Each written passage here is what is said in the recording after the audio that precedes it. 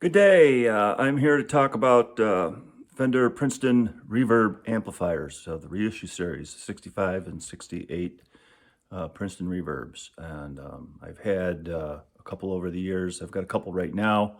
I've got 165 and 168 Reissue.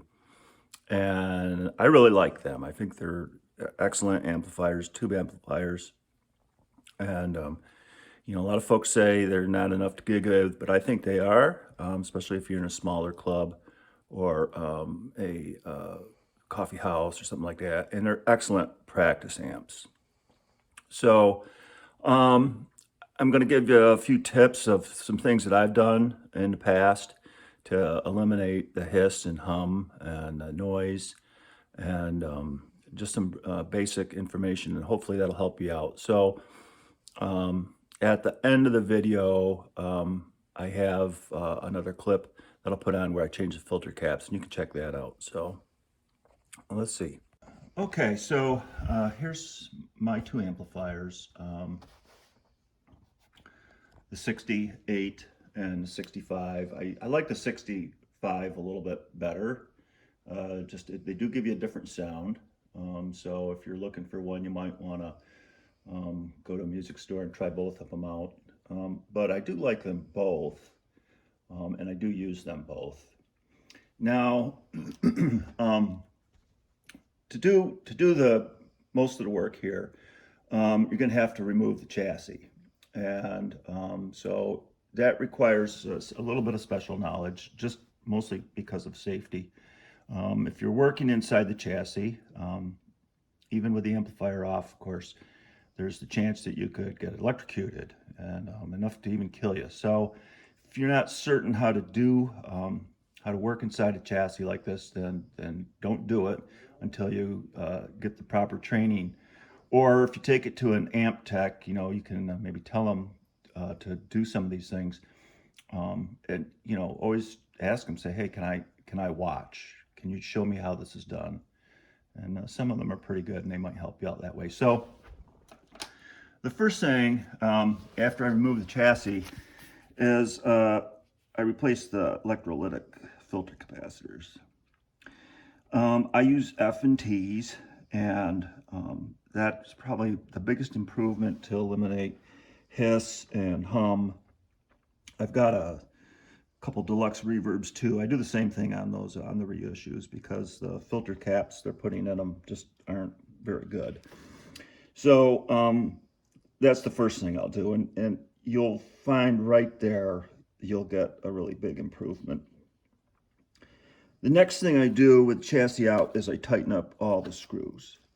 Now, it varies from amplifier to amplifier, but some of them I found have been really loose. So I go through and I tighten up, the jacks. I take the knobs off, I tighten those up. And then I tighten up all the transformers from the bottom, and I tighten, I go inside and check all my tube sockets. I tighten them down. Everything that's got a screw on it, I tighten down, or a nut. And while you're in there, you can kind of poke around with a chopstick or whatever with the amplifier on and look for some bad solder joints. Sometimes you'll find those, and I touch those up if I find them. And then the next thing I do is I put in a set of NOS tubes. Now, this is kind of an opinion, but I'm a real big believer in good NOS tubes, RCAs, GEs, Sylvanias, whatever. They're still available. You can still find them. You're going to pay a little bit more for them, but I think you get better sound quality, you get better longevity. All around, I don't even mess with these tubes. I take them all out. This one here, this 68, I just got here a couple months ago, and it was a 2015, and it had groove tubes in it. Anyway, I replaced all those. So that's another first thing that I do. And then the next thing you're going to want to do is you're going to want to bias your tubes. Now I have another video up on this channel on how I bias mine. probably easier if you have a biased socket to plug into your multimeter. And I find that most of these, when they come from the factory or whatever, are a little bit low. So there's usually room to bring your bias values up. So you make certain you know what you're doing there, of course. But you know, on the other hand, if you want headroom, they're probably fine the way they are, you know. So that's about it. If I do those things, I usually end up with an amp that runs really well. And I will say that the 12AT7 in there for the reverb driver is a pretty critical tube to have a good one in there. You will get noise, and you'll have issues if you have a shitty tube in that position. Of course, your preamp tubes are important. So on these particular amplifiers, all the tubes are pretty important. Now, I guess I should say, usually I leave the rectifier tube in. That's in there.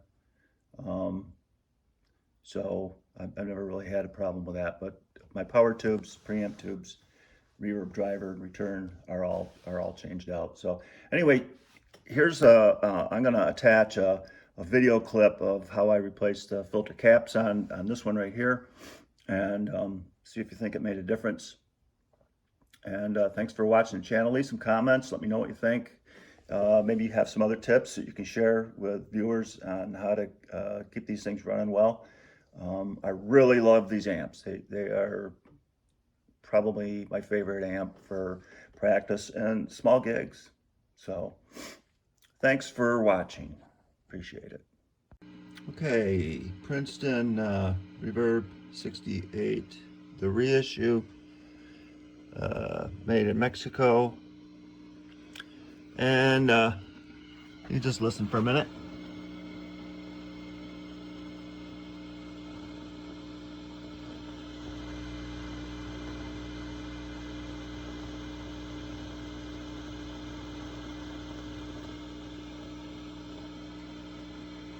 Quite often you'll hear some static type stuff going through there. I had us running for a little bit, so trying to calm down some.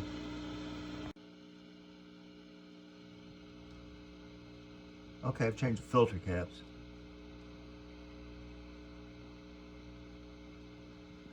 And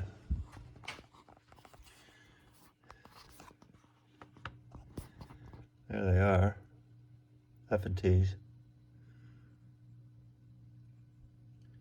I tightened down all the tube sockets from the other side. Here is your